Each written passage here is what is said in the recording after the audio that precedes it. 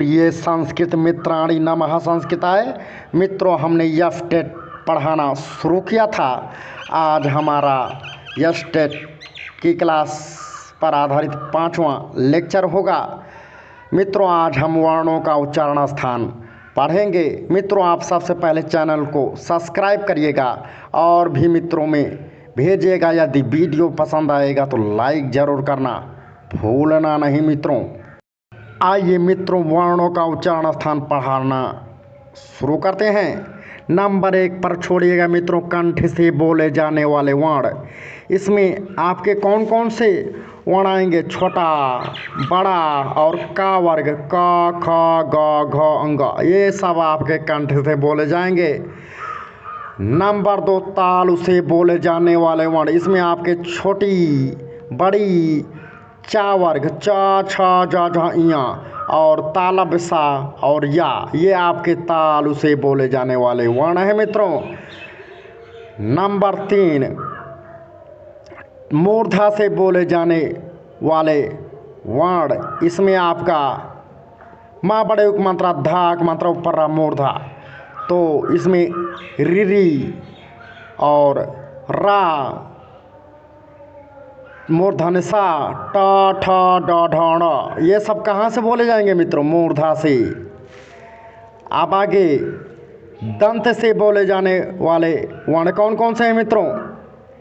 इसमें आपके ता वर्ग, त, थ, द, ध, न और दंती सा, लिरी, ला नीचे रिरी और ला, ये सारे आपके दंत से बोले जाएंगे मित्रों।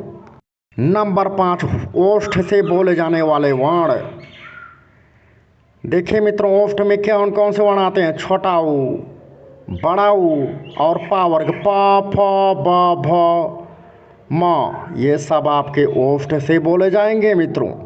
अब दांत और ओष्ठ से बोले जाने वाले वर्ण कौन से हैं मित्रों? तो एक ही वर्ण है वा। ये दांत और ओठ दोनों से मिला करके बोला जाता है। तालब सा कहाँ से बोला जाता है? तालब सा तालु से। मूर्धन सा कहाँ से बोला जाता है? मूर्धा से। दंती सा कहाँ से बोला जाता है? दंत से। और आगे बढ़ते हैं मित्रों, आप बताइएगा, जो छोटा बड़ा है कहाँ से बोला जाता है? कंठ से बोला जाता है। छोटी बड़ी तालु से। छोटा ऊ बड़ा ऊ मूर्धा से, सॉरी ओष्ठ से बोला जाता है। छोटा ऊ बड़ा ऊ कहाँ से? ओष्ठ से। और री कहाँ से बोला जाता है? मूर्धा से। तो मित्रों, कंठ और ओष्ठ से कौन सा वर्ण बोला जाता है? ओ और औ। मित्रों, जब छोटा आबलिक बड़ा जोड़ छोटा ऊ आबलिक बड़ा ऊ मिलाएंगे तो ओ फार ओखली वाला ओ बनेगा, और ओ फार ओखली वाले ओ में छोटा आबलिक बड़ा जोड़ देंगे तो आओ बन जाएगा, आओ फार औरत वाला आओ। तो मित्रों, छोटा आ कहाँ से बोला जाता है? कंठ से। और छोटा ऊ बड़ा ऊ कहाँ से बोला जाता है? ओष्ठ से।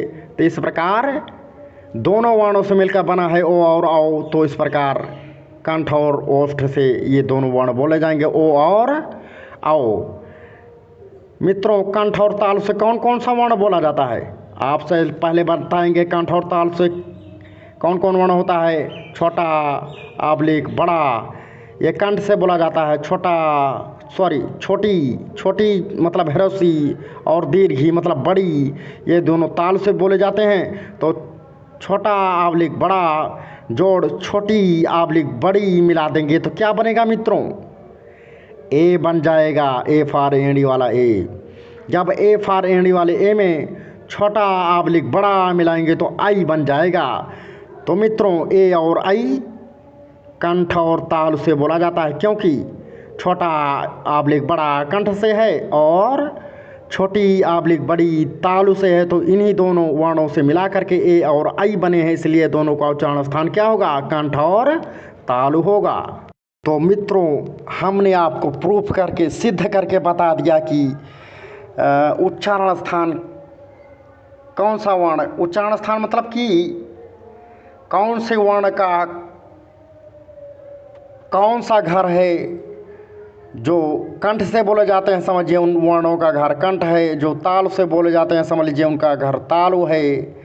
जो मूर्धा से बोले जाते हैं उनका समझ लीजिए घर मूर्धा है, और जो दंत से बोले जाते हैं वर्ण समझ लीजिए उनका घर दंत है, और जो ओष्ठ से बोले जाते हैं वर्ण समझ लीजिए उनका घर ओष्ठ है।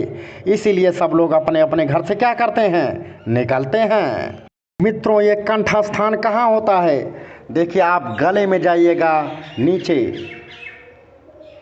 सबसे नीचे गले में वो कंठ होता है। और तालु कहाँ होती है? जैसे आप जीभ हिलाइएगा, जैसे पढ़ेगा चा, जीभ ऊपर की तरफ बढ़ रही है ना, चा, तो ऊपर आपका तालु होता है। मूर्धा कहाँ होता है मित्रों? जैसे आप पढ़ेंगे टॉ, तो जीभ थोड़ा सा मुड़ता है ना, वही मूर्धा है। और दंत, दांत तो आप जानते हैं मित्रों। ओष्ठ, ओठ भी आप जानते हैं। बिना ओठ को सटाए हुए पापा बोलिए, या भाभी बोलिए, या बाबा बोलिए, या मम्मी बोलिए, नहीं मित्रों, आप नहीं बोल पाएंगे बिना ओठ को सटाए हुए। इसलिए ये उच्चारण स्थान आपको याद होगा कि ओष्ठ से ये वर्ण बोले जाते हैं। बिना जीभ को हिलाए हुए या बोलिए मित्रों, या बोलेंगे तो जीभ ऊपर की तरफ बढ़ेगा, तो ये तालु से होगा। जब आपकी जीभ कोई भी वर्ण बोलते समय ऊपर की तरफ हिले तो समझ लीजिए वो वर्ण तालु की तरफ तालु से उच्चारित हो रहा है, जैसे च, छ, ज, झ, य। तो ये ऊपर की तरफ जीभ बढ़ रहा है तो समझ लीजिए तालु है। तो मित्रों, आइए, जो प्रत्येक वर्ग का अंतिम अक्षर होता है या, म, अंग, अण, न, म, ये सब कहाँ से बोला जाता है? नासिका से।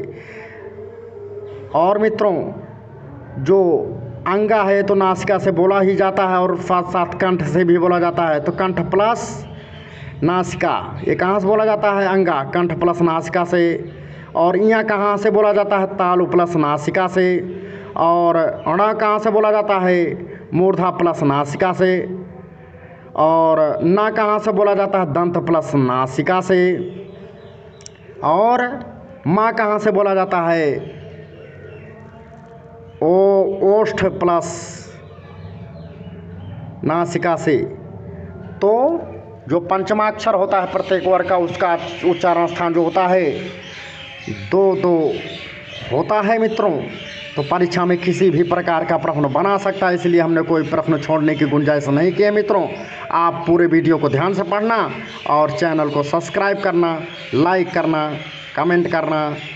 जहाँ नहीं समझ में आएगा बताइएगा, हम पुनः पढ़ा देंगे। मित्रों, वीडियो देखने के लिए बहुत बहुत धन्यवाद।